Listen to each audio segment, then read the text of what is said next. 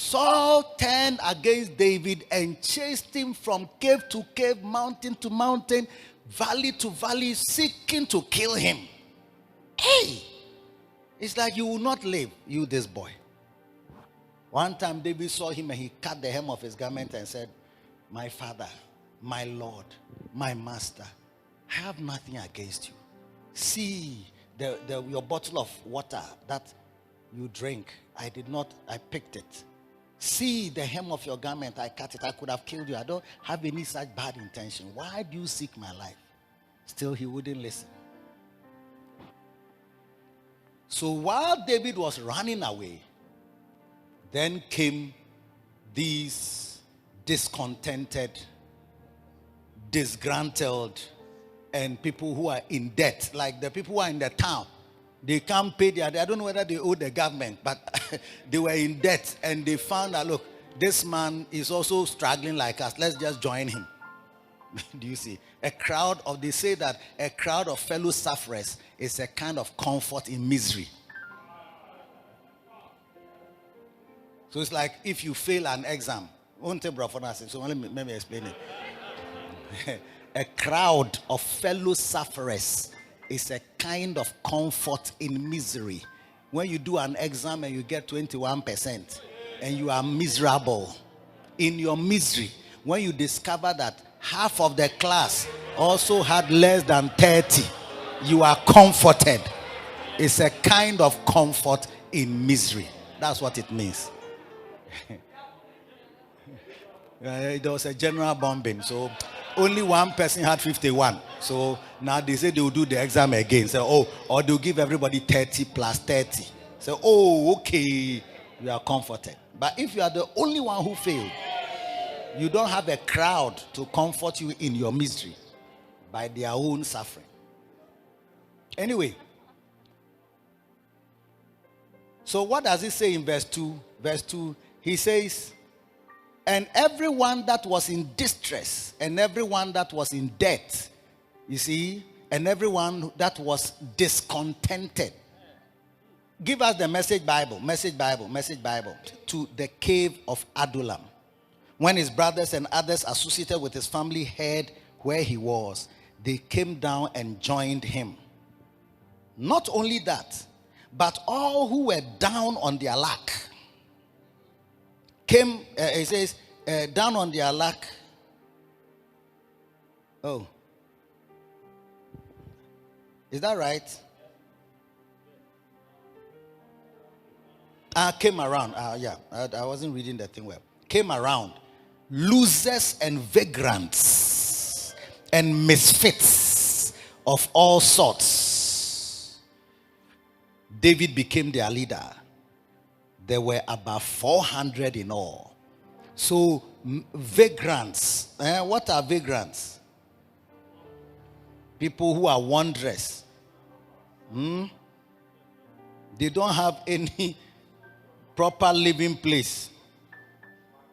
The dictionary says a person without a settled home or regular work who wanders from place to place. A person without a stable address. He is homeless. These are the people that came to be. You see, I'm trying to let you see the kind of people who were around David. Misfits. I saw a movie the other day, Misfits. I don't know what it is about, but misfits are what? What type of people are misfits? They don't fit. they don't fit any group. They are not on any WhatsApp platform. Because they didn't go to any school that has a group. They are not in Basonta, so they are not in a group. They are not in an ushers group, singers group, choir group, Christians group, pastors group, shepherds group, members group. They don't have any group. They are persona non grata. And David became their leader. So here is David, somebody that has been anointed king by Prophet Samuel. And yet, his membership, the membership of his congregation, his fan base are misfits, vagrants, losers, down on their luck people. Do you fit? Are you in any of these categories? I'll tell you what God will do with people, even no matter their background. These distressed and those in debt and discontented people later became David's mighty men. In 1 Chronicles 11 and verse 4, and David and all Israel went to Jerusalem, which is Jebus, where the Jebusites were the inhabitants of the land.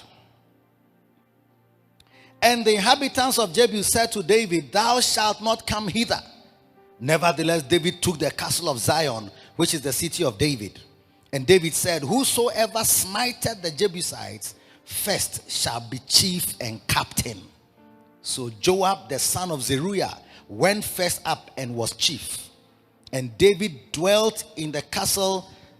Therefore they called it the city of David. And he built the city round about, even from Milo round about. And Joab repaired the rest of the city.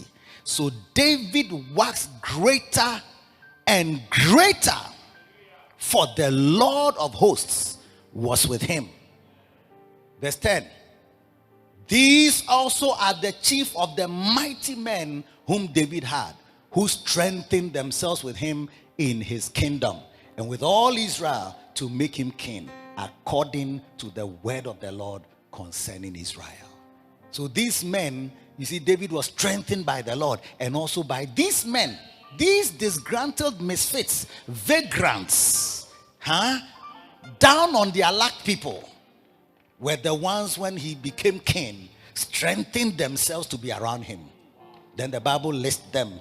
Verse 11 says, and this is the number of the mighty men whom David had, Jashobim. I prefer it in 2 Samuel 23 from verse 8. Yes, 2 Samuel 23 from verse 8. He says, these be the names of the mighty men whom David had. The Tachmonites that sat in the seat, chief among the captains. The same was Adino the Esnite. He's also called Jashobim. Yes. He lifted up his spear against 800 men, whom he slew at one time. You may be down on your luck, but when you meet a mighty God, and you meet somebody whom God has called and who is anointed, I tell you, you can be converted to someone who can slay 800 at one time.